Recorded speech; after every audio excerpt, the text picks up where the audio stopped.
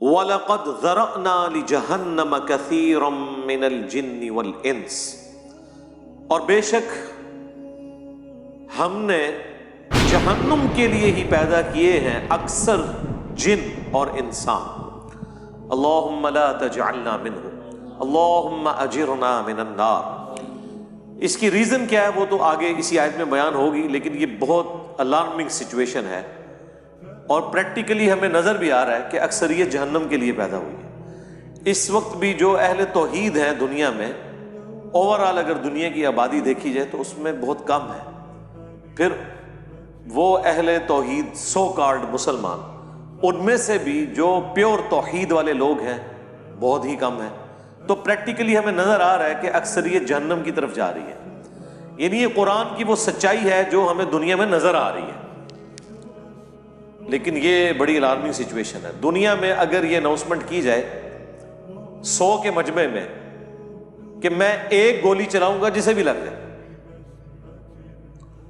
کوئی شخص یہ نہیں کہے گا کہ ایک ہی گولی ہے کون سی مجھے لگنی ہے، 100 بندے ہیں تھوڑے اور سارے دوڑ لگا دیں گے، کیونکہ خطرہ ہے نا۔ اور یہاں پہ اللہ تعالیٰ فرما رہا ہے کہ جنوں اور انسانوں کی اکثریت جہنم کے لیے پیدا ہوئی ہے، لیکن کوئی اسے سیریس لینے کے لیے تیار ہی نہیں ہے۔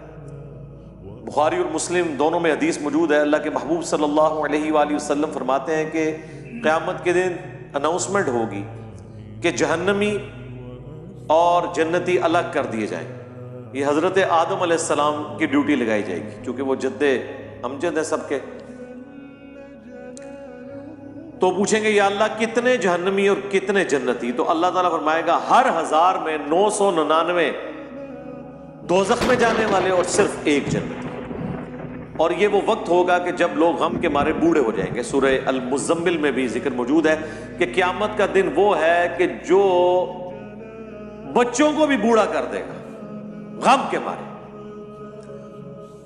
حتیٰ کہ سورۃ الحج میں ہے کہ اس دن تم دیکھو گے کہ دودھ پلانے والی اپنے شیرخوار کو بھول جائے گی، اور لوگ اس طرح نظر آئیں گے گویا کہ نشے کی حالت میں ہیں۔ وہ نشے کی حالت میں نہیں ہوں گے بلکہ اللہ کا عذاب بڑا شدید ہوگا۔ بخاری مسلم دونوں میں حدیث ہے، اللہ کے نبی علیہ السلام حکم فرمایا کرتے تھے کہ تشہد میں 4 چیزوں کے اگینسٹ اللہ کی پناہ طلب کرو۔ اللہم انی اعوذ بک من عذاب جہنم، پہلی چیز جہنم، ومن عذاب القبر، ومن فتنة المحیا والممات، ومن شر فتنة المسیح الدجال۔ جہنم کے اگینسٹ، قبر کے عذاب کے اگینسٹ، زندگی اور موت کی آزمائشوں کے اگینسٹ، اور دجال کے اس بڑے فتنے کے اگینسٹ اللہ کی پناہ طلب کرو۔ سنن ابی داؤد میں حدیث ہے جو فجر کی نماز کے بعد اور مغرب کی نماز کے بعد بغیر کسی سے گفتگو کیے ہوئے 7 دفعہ پڑھ لے اللہم اجرنی من النار، یا جمع کے صیغے سے اللہم اجرنا من النار، اے اللہ ہمیں بچا لے جہنم کی آگ سے، تو اللہ تعالیٰ ایسے شخص کو جہنم کی آگ سے محفوظ کرے گا۔ اللہم اجعلنا منہم مع النبیین والصدیقین والشہداء والصالحین، اللہم انا نسألک جنت الفردوس مع النبیین والصدیقین والشہداء والصالحین، آمین۔ تو یہ بڑا سینسٹیو ایشو ہے، تو پارہ نمبر 30 جب آئے گا تو آپ دیکھیں وہ تو سارے کا سارا سینٹرڈ اراؤنڈ قیامت کا دن اور آخرت کی سختیوں کے۔ بہرحال یہ اللہ تعالیٰ کی شفقت بھی ہے انسانیت کے لیے کہ آخرت میں جو رزلٹ نکلنے والا ہے وہ پہلے ہی بتا دیا ہے کہ بھائی اکثریت کے ساتھ یہ حال ہونے والا ہے، تو اپنا قبلہ درست کر۔ اس کا رزلٹ یہ نہیں نکالنا کہ چونکہ اکثریت نے جانا ہے لہذا محنت کرنے کی ضرورت نہیں ہے، ان سے بچنے ہی کوئی نہیں۔ آپ کئی لوگوں کو سنتے ہوں گے وہ کہتے ہیں کہ جی مجھے تو اللہ تعالیٰ نے چھوڑنا ہی نہیں قیامت کے دن، میں کام ہی ایسے پیڑے کیتے ہیں۔ اس طرح کے جملے کبھی بھی نہیں بولنے چاہیے۔ بخاری اور مسلم دونوں میں حدیث ہے، اللہ کے نبی علیہ السلام نے فرمایا کہ اللہ تعالیٰ فرماتا ہے میں اپنے بندے کے گمان کے قریب ہوں جس طرح میرے بارے میں گمان کرتا ہے۔ یعنی اگر آپ اللہ کے بارے میں اس طرح کا نیگیٹو گمان کریں گے تو اینڈ رزلٹ یہی نکلے گا، اور اگر اللہ کے بارے میں پازیٹیو گمان کریں گے اور اس کے لیے ایفرٹ پٹ کریں گے تو رزلٹ پازیٹیو۔ یعنی صرف گمان سے بھی کچھ نہیں اور صرف ایفرٹ پٹ کرنے سے بھی کچھ نہیں ہے۔ گمان بھی اچھا رکھنا. اللہ کی رحمت اللہ سے مانگنی ہے. بخاری مسلم دونوں میں حدیث ہے, کوئی شخص محض اپنے اعمال کی بنیاد کے اوپر جنت میں داخل نہیں ہو سکے گا. صحابہ نے جرت کر کے پوچھا, اے اللہ کے نبی کیا آپ بھی؟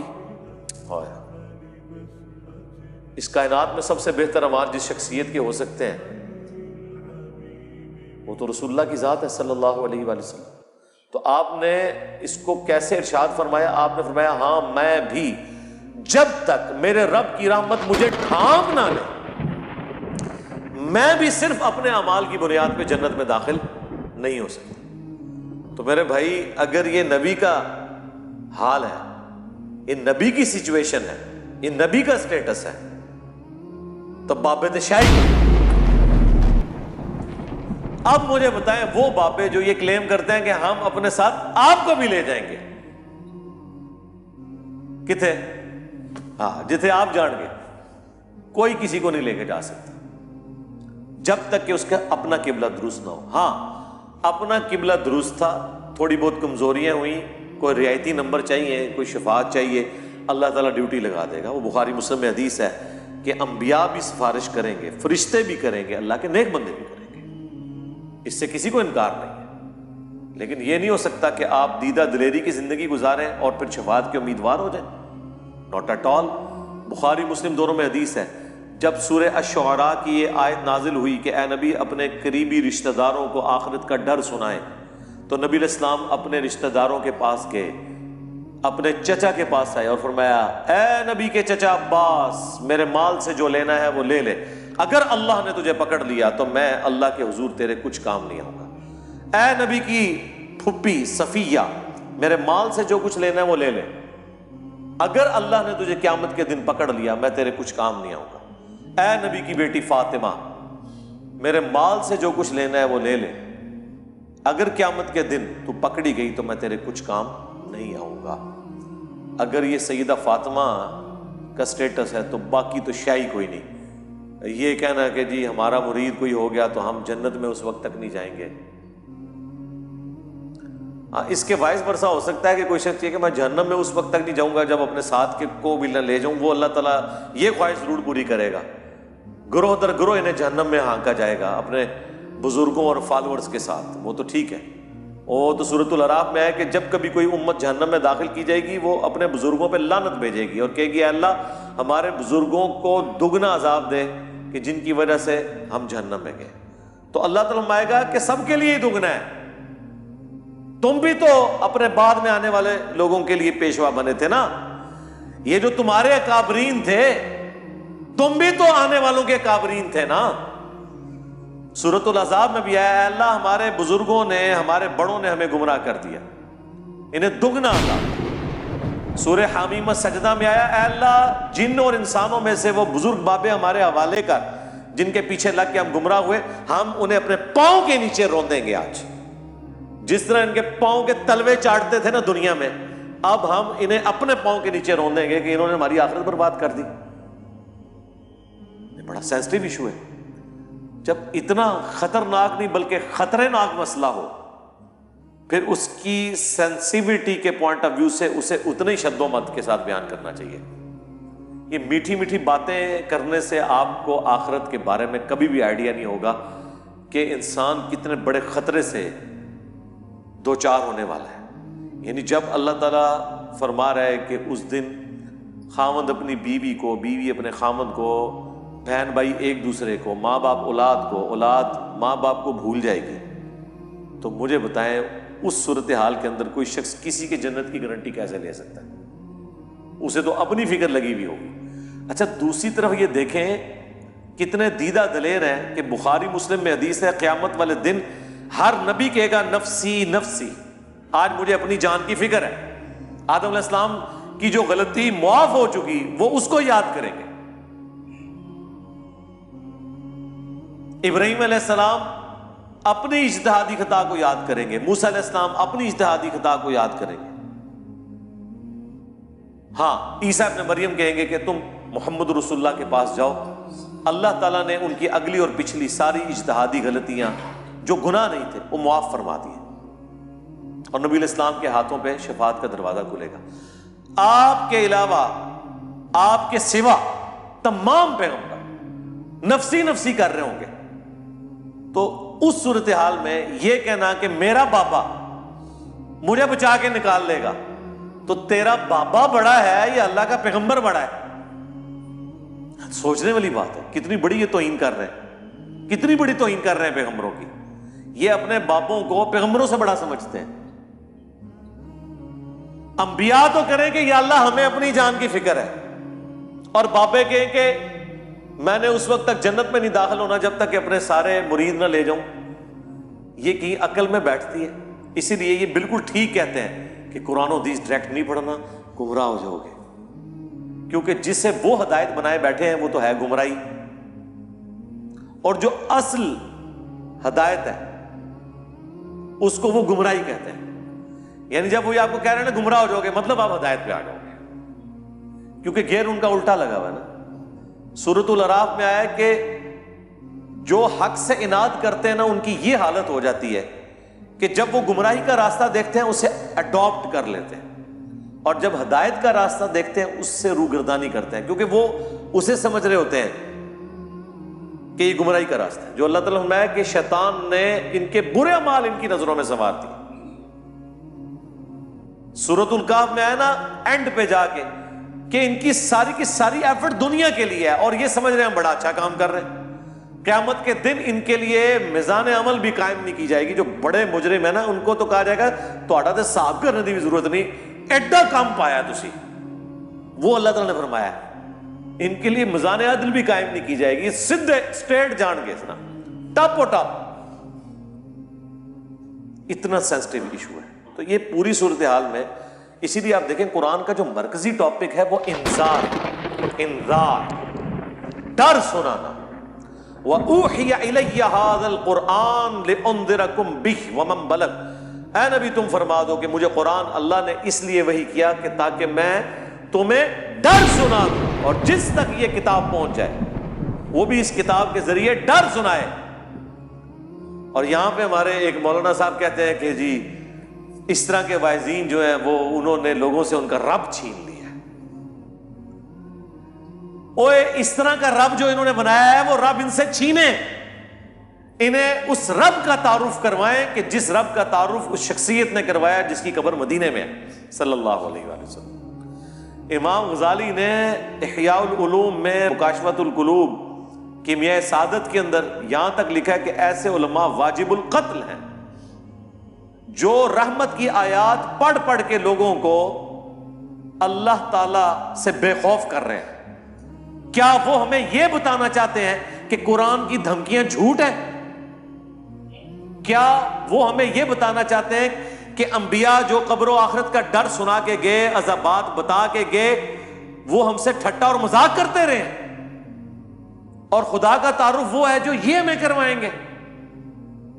او جی کوئی ماں اپنے بچے کو جہنم میں پھینک سکتی ہے تو اللہ کیسے پھینکے گا؟ ہائے ہائے ہائے ہائے. God is all living. Christians بھی یہی کہتے ہیں کہ مسلمانوں کا خدا تو بڑا سخت ہے، ہم جس خدا کو مانتے ہیں وہ آل لونگ ہے. تو ہم پھر انہیں کہتے ہیں رکو ذرا، صبر کرو، ابھی فیصلہ کر لیتے ہیں. یہ جو تم اس قسم کے چٹکلے چھوڑتے ہو کہ کوئی ماں اپنے بیٹے کو جہنم میں نہیں پھینکے گی، تو کوئی شخص یہ بھی گوارا نہیں کرے گا کہ کسی ایسی عورت کو موت دے دے جس کے 4 چھوٹے چھوٹے بچے ہوں، اور مرنے کے بعد سوتیلی ماں ان کے ساتھ برا سلوک کرے، خواہ وہ اس کے دشمن کی بیوی کیوں نہ ہو. ہاں جی ایسے ہی ہے. تو پھر اللہ تعالیٰ روزانہ ایسی ہزاروں ماؤں کو موت کیوں دے دیتا ہے جن کے چھوٹے چھوٹے بچے ہوتے ہیں؟ تم تو کہہ رہے تھے خدا آل لونگ ہے، تو پریکٹیکلی تو ہم دیکھ رہے ہیں کہ کیا مائیں شیرخوار بچوں کو چھوڑ کے مر نہیں جاتی؟ تمہاری ڈاکٹرن میں تو کبھی کسی ایسی عورت کو موت نہیں آنی چاہیے اللہ کی طرف سے. کیوں آتی ہے؟ اس کا جواب ان کے پاس کوئی نہیں سوائے اس کے کہ خدا کی مرضی ہے. اس کے کوئی احساسات نہیں ہے. یہ جذبات سے پسیج جانا یہ ہم لوگوں کے ایشوز ہیں، یہ انسانوں کے ساتھ جڑی ہوئی چیزیں. اللہ تو بے نیاز ہے، سعد ابن ابی وقاص جب پرشین امپائر سے فائنل جنگ کے لیے جا رہے تھے قادسیہ کے لیے، تو حضرت عمر نے پیچھے سے ایک خط روانہ کیا تھا، اس میں لکھا تھا سعد تم اللہ کے نبی کے ماموں ہو، لیکن یاد رکھنا اللہ کا کوئی رشتہ دار نہیں ہے، ذرا سی ہینکی پھینکی کی نا تو اللہ نے معاف نہیں کرنا۔ نبی کے ساتھ تم ماموں کا رشتہ رکھ سکتے ہو، سگے ماموں نہیں تھے، وہ ننیال خاندان سے تھے، اللہ کا کوئی رشتہ دار نہیں۔ اللہ کا تو رشتہ دار پیغمبر بھی نہیں ہے، وہ تو اپنے پیغمبر کی زبان سے کہلوا رہا ہے ہمیں سمجھانے کے لیے 3 دفعہ۔ اللہ اکبر۔ سورۃ الانعام، سورہ یونس، سورہ الزمر، قل انی اخاف ان عصیت ربی عذاب یوم عظیم۔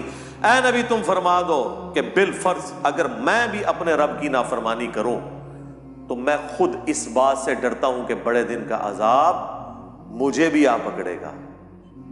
میرے بھائی یہ کون بات کر رہا ہے؟ اللہ کے نبی۔ اور کون کہلوا رہا ہے؟ اللہ۔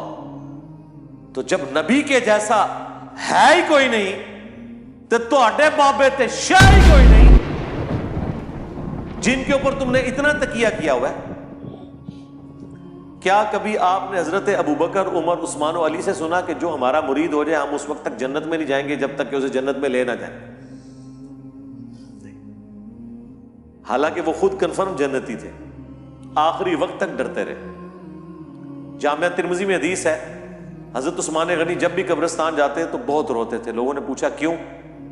فرمایا اس لیے کہ خود میں اللہ کے نبی سے سن چکا ہوں کہ آخرت کی منزلوں میں سے پہلی منزل قبر ہے، جس کی یہ منزل صحیح نکلی اس کی اگلی آسان ہو جائیں گی، اور جو ادھر پھنس گیا اس کی اگلی منازل مشکل در مشکل در مشکل ہو جائیں گی۔ اسی کو پنجابی میں ہم کہتے ہیں نا کہ عقل نہ ہوئے تو موجیں ہی موجاں، عقل ہوئے تے سوچیں ہی سوچاں۔ یعنی جو عقل نہ رکھے، سوچے نہ، اپنے دماغ کو استعمال نہ کرے تو موج مارے، اسے کیا پتا اس کے ساتھ کیا ہونے والا ہے۔ لیکن جسے عقل ہوگی وہ ہر وقت سوچے گا کہ یار میرے ساتھ بننا کیا ہے۔ یہ وہ چیز تھی جو صحابہ کو، اہل بیت کو، صحیح العقیدہ، تابعین تبع تابعین کو ہمیشہ گاڈ اورینٹڈ رکھتی تھی۔ وہ کبھی بھی آخرت کے عذاب سے بے فکر نہیں ہوتے تھے۔ آپ قرآن دیکھ لیں، اچھا عام بندے سے پوچھیں نا قرآن، وہ جی قرآن تے رحمت ہی رحمت ہے جی، اللہ دی پڑھا ہے ہی کدے؟ کوئی پتہ نہیں۔ پڑھا ہوتا تو تجھے پتا ہوتا کہ رحمت کس کے لیے۔ اللہ تعالیٰ نے کبھی بھی توبہ اور رحمت کا ایبسولوٹ وعدہ کسی کے ساتھ نہیں کیا، سوائے اس کے کہ جو اپنی اصلاح کر کے درست روش اختیار کرتے ہیں۔ دیکھیں نا سورہ النحل کے اینڈ پہ جا کے کتنی سخت آیات ہیں۔ اس کے بعد بھی اگر کسی کو نہیں سمجھ آتی تو ٹھیک ہے، اس کی بدقسمتی ہے۔ ہم تو قرآن سے، احادیث سے حوالے دے کے سمجھا ہی سکتے ہیں نا جی، زبردستی تو نہیں کر سکتے۔ اللہ تعالیٰ فرماتا ہے ثم ان ربک للذین عملوا السوء بجہالہ، سورہ النحل آیت نمبر 119۔ اس کے بعد تیرا رب ایسے لوگوں کے حق میں جو برے اعمال کر لیں جہالت کی بنا پر، ثم تابوا، پھر توبہ کر لیں، یعنی اللہ کی طرف پلٹ آئیں، من بعد ذالک، اس گناہ کے کرنے کے بعد، وَأَصْلَحُوا، اور اپنی اصلاح بھی کر لیں، إِنَّ رَبَّكَ مِن بَعْدِهَا، تو بے شک تیرا رب یہ کچھ کرنے کے بعد لغفور رحیم، ضرور بخشنے والا مہربان ہے۔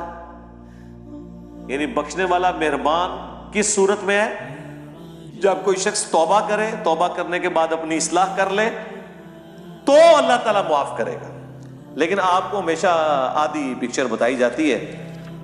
اسی طریقے سے سورۃ الحجر میں ایک بڑی ڈسائسو آیت ہے، دیکھیں جی قرآن، پھر ہم اس لیے تو کہتے ہیں نا کہ پھر قرآن کا خدا جو ہے پھر کوئی اور ہے، نعوذ باللہ من ذالک۔ یعنی ان لوگوں نے جو اللہ تعالیٰ کا ایک تعارف کروایا نا ایک بوڑھی نانی اماں کا، اور جی 70 ماؤں سے زیادہ، ہاں جی ابو جہل نال بھی، ہاں جس نے سیدنا یاسر اور سمیہ کو ظالمانہ طور پہ قتل کر دیا، اس سے بھی 70 ماؤں سے زیادہ۔ کن کہانیوں میں پھر رہے ہیں؟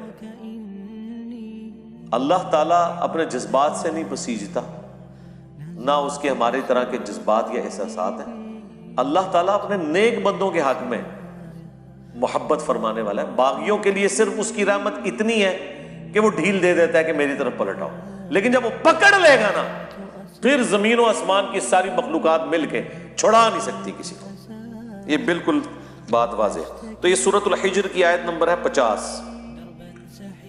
نبئ عبادی انی انا الغفور الرحیم، اے میرے نبی خبر دے دو میرے بندوں کو کہ بے شک میں ضرور بخشنے والا مہربان ہوں.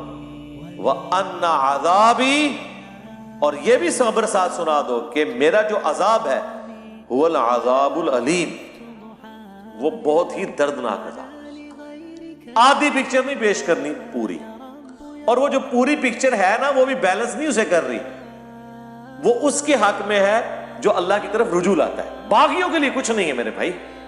اور جی بخاری مسلم میں حدیث ہے، اللہ تعالیٰ نے مخلوقات کی پیدائش سے پہلے عرش پہ اپنے پاس ایک عبارت لکھ لی تھی کہ میری رحمت میرے غضب پر بھاری ہوگی. جی بالکل لکھی ہوئی ہے. اس کا یہ مطلب ہے کہ کام چوک کے رکھو تو رحمت اپنا کام کر لے گی؟ نہیں. اس کا مطلب یہ ہے کہ انسان اپنی کمزوریوں کی وجہ سے کسی خاص حد تک کی معاملات کو سدھار سکتا ہے، باقی چیزوں کی کمپنسیشن رحمت سے ہوگی.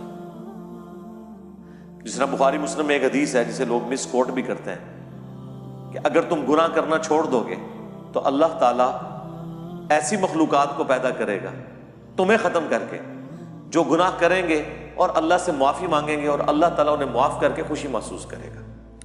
لیکن معافی جو ہے وہ پاکستان والی معافی نہیں ہے. وہ معافی آپ سن چکے ہیں کہ معافی مانگے اپنی اصلاح کر لیں، پھر کہیں وضو ٹوٹ گیا خیر ہے. باغی نہ ہو.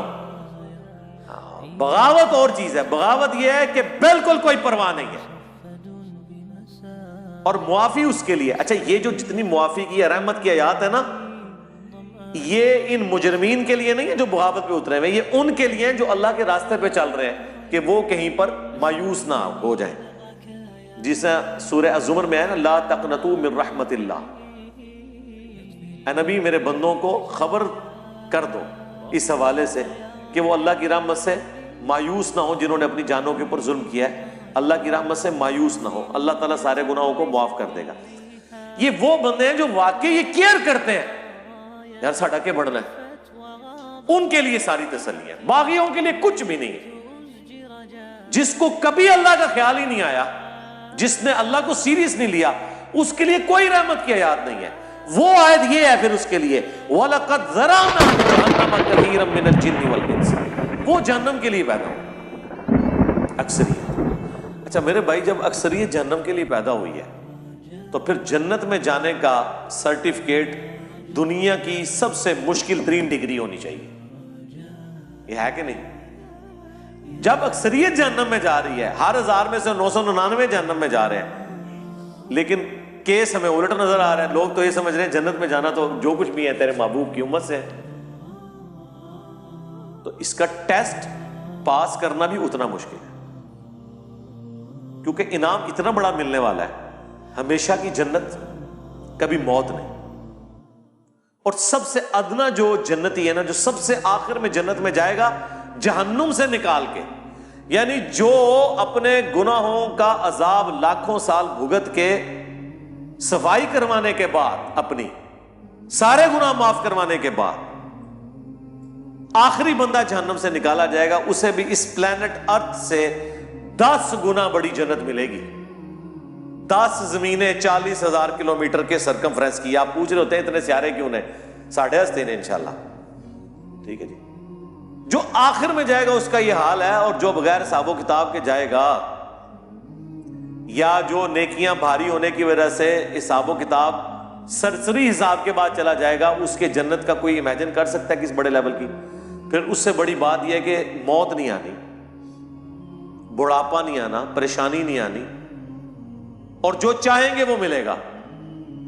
تو مجھے بتائیں، جب یہ تو آپ سمجھ لیں آلموسٹ اللہ تعالیٰ نے خالق اور مخلوق کا ہی فرق رکھا ہوا ہے، ذاتی عطائی کا فرق رکھا ہوا ہے، باقی اللہ تعالیٰ نے آپ کو شیئر کر دی ہے وہ چیز جو آپ کے اندر چھپی ہوئی خواہش ہے، جس کی وجہ سے انسان دعوی خدائی کرتا ہے. ہر بندے کے اندر ایک خدا ہے چھپا ہوا، تبھی تو فرعون نے خدائی کا دعویٰ کیا. حکمران اپنے آپ کو خدا کہتے نہیں، لیکن وہ اپنے آپ کو الٹیمیٹ سمجھتے ہیں دنیا میں. یہ خواہش جنت میں پوری کر دے گا اللہ تعالیٰ، لیکن پہلے جو ہے نا وہ پدی نکلوائے گا دنیا میں. اس کے بعد آپ کو اہل کرے گا. جب جنت میں جانے والے پوائنٹ 0.0001% ہیں, شاید آپ زیرو بھی اس کے انفینٹی لگاتے رہے اتنی بڑی آبادی کے اندر, تو پھر اس کا ٹیسٹ بھی اتنا ہی مشکل ہے. اس کو آپ ذرا تھوڑا الٹ کر کے دیکھ لیں کہ اگر اللہ تعالیٰ کے لیے یہ ایشو اتنا سینسٹیو ہے تو پھر یہ یاد رکھیں سزا پھر یہی ہوگی کہ اگر کسی نے 50-60 سال کا شرک کیا تو جہنم میں بھی پھر ہمیشہ کے لیے جائے گا, کیونکہ شرک اتنا بڑا گناہ ہے کہ اگر شرک نہیں کیا اور اوبیڈینٹ ہے تو ہمیشہ کی جنت مل رہی ہے. تو اس کا وائس ورثہ یہ ہے کہ اللہ کے نزدیک شرک اتنا بڑا جرم ہے کہ پھر 60 سال کی عیاشی کے عوض جہنم بھی پھر ہمیشہ کیا اس کے لیے. وَلِعَوْذُ بِاللَّهِ تعالیٰ. یہ اکثر لوگ پوچھ رہے ہوتے ہیں نا جی یہ کون سا انصاف ہے. کبھی کسی نے یہ نہیں پوچھا کہ یہ کون سا انصاف ہے کہ 50-60 سال کی زندگی دے کے آخرت کی ہمیشہ کی زندگی مل رہی ہے. یہ بے انصافی نہیں آپ کو نظر آ رہی؟ نہیں, وہ تو آپ پریویلیج لے رہے ہیں نا. پریویلیجز جب بندہ لے رہا ہوتا ہے وہ کہتا ہے میرا حق ہے, ٹھیک ہے, لیکن جب سزا کی باری آتی ہے نا تو سر یہ بہت بڑا جوا ہے. جوا ہے ہی یہی ہے, 0-1 ادھر یا ادھر. اس کے لیے ایفرٹ پھر اس طرح کی پٹ کرنی چاہیے کہ انسان تن من دھن لگا دے اس کے لیے, اور وہی اس چیز کی متقاضی ہے. اللہم اجرنا من النار وَلَقَدْ ذَرَأْنَا لِجَهَنَّمَ كَثِيرًا مِّنَ الْجِنِّ وَالْإِنسِ, اور بے شک ہم نے جہنم کے لیے ہی پیدا کیے ہیں اکثر جن اور انسان. لیکن وجہ کیا ہے؟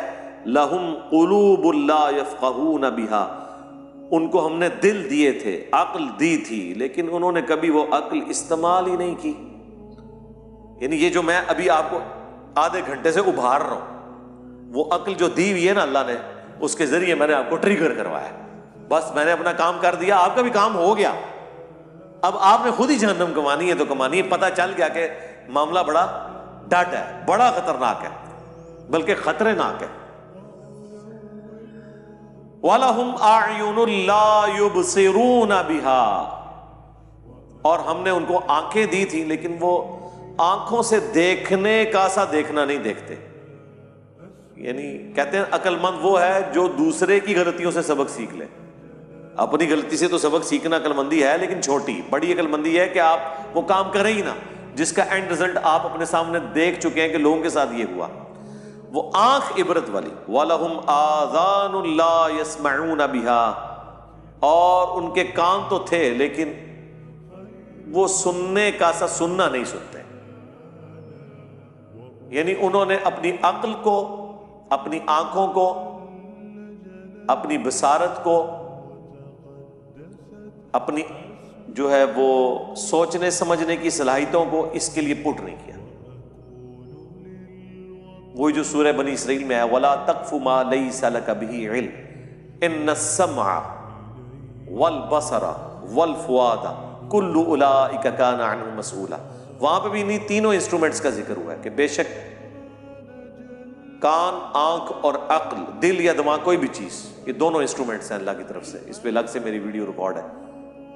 ان کو استعمال کر کے انسٹرومنٹس کو ڈیفینیٹ علم تک پہنچ کے حق بات کو تلاش کرنے کی کوشش کیوں نہیں کی؟ تو اللہ تعالیٰ فرما رہے ہیں یہاں پہ بھی یہ جہنم میں جانے والے وہ لوگ ہیں جنہوں نے اپنی عقل استعمال نہیں کی, اپنی آنکھوں کو پازیٹیو یوز نہیں کیا, اپنے کانوں کو پازیٹیو یوز نہیں کیا. یعنی اگر کسی کی آنکھیں نہیں تھی تو چلو یار کان سے تو حق بات سن رہا تھا نا, وہ جس کی عقل نہیں ہے اس سے تو اللہ تعالیٰ نے اٹھا لیا سب کچھ. بخاری میں حدیث ہے نا, تعلیقاً مولا علی کا قول ہے, پوری سند جو ہے مسند احمد میں, سنن ابن ماجہ کے اندر موجود ہے کہ 3 لوگوں سے اللہ تعالیٰ نے قلم اٹھا لیا ہے, سویا ہوا شخص, مجنون, پاگل اور نابالغ.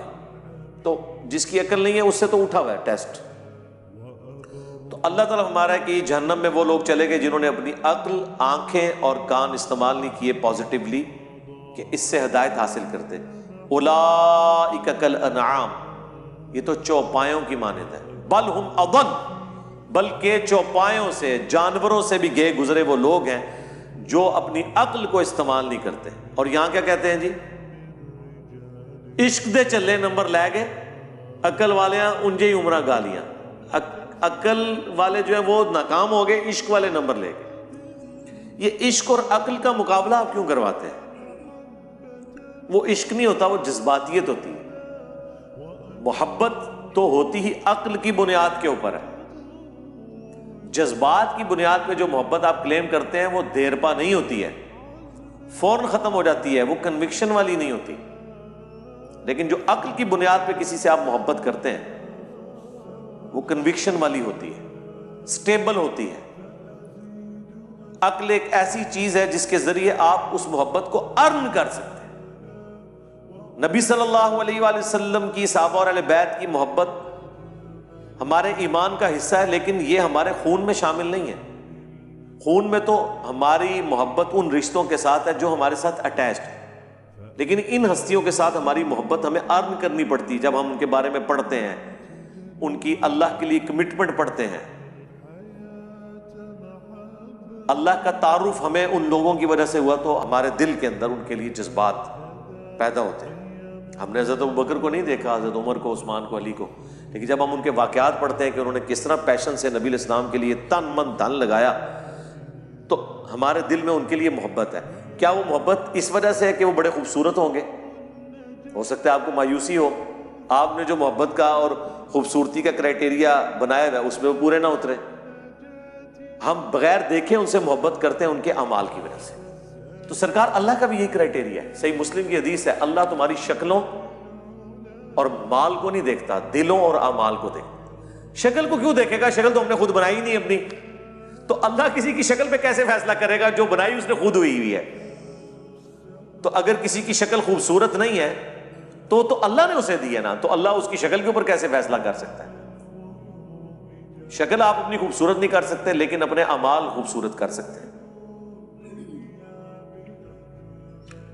دنیا انسان اپنی نہیں بنا سکتا، کوشش کرے بن بھی جائے گی، عین ممکن ہے ناکام بھی ہو جائے، لیکن آخرت کبھی ناکامی نہیں ہوگی اگر دنیا میں آپ نے ایفرٹ پٹ کر لی۔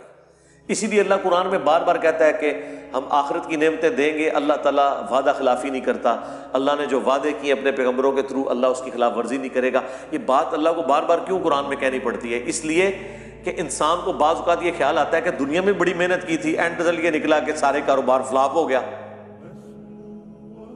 اتنی محنت سے ڈگری حاصل کی تھی، نوکری نہیں ملی، تو کہیں یہ نہ ہو کہ دنیا میں بھی نمازیں پڑھتے رہے اور اینڈ پہ ادھر کی شاشی تو ختم کی، اگے بھی نہ جان دی رہے۔ ہاں، لیکن ایسا نہیں، آخرت کا رزلٹ ہمیشہ پازیٹیو ہی نکلنا ہے۔ آخرت میں آپ پہ تقدیر کبھی غالب نہیں آنی۔ وہ دنیا میں تقدیر کس لیے غالب آتی ہے کہ اللہ نے کسی کو دے کے آزمانا ہے، کسی سے لے کے آزمانا ہے۔ وہ اللہ کی طرف سے ہوتا ہے، جو مولا علی کا قول ہے کہ میں نے اپنے ارادوں کے ٹوٹنے سے اللہ کو پہچانا ہے۔ وہ قرآن میں حکم ہے اللہ تعالیٰ کی طرف سے، وَلَنَبْلُوَنَّكُمْ بِشَيْءٍ مِّنَ الْخَوْفِ وَالْجُوعِ وَنَقْصٍ مِّنَ الْأَمْوَالِ وَالْأَنفُسِ وَالثَّمَرَاتِ، ضرور آزمائیں گے بھوک سے، خوف سے، جان اور مال میں نقص کے ذریعے۔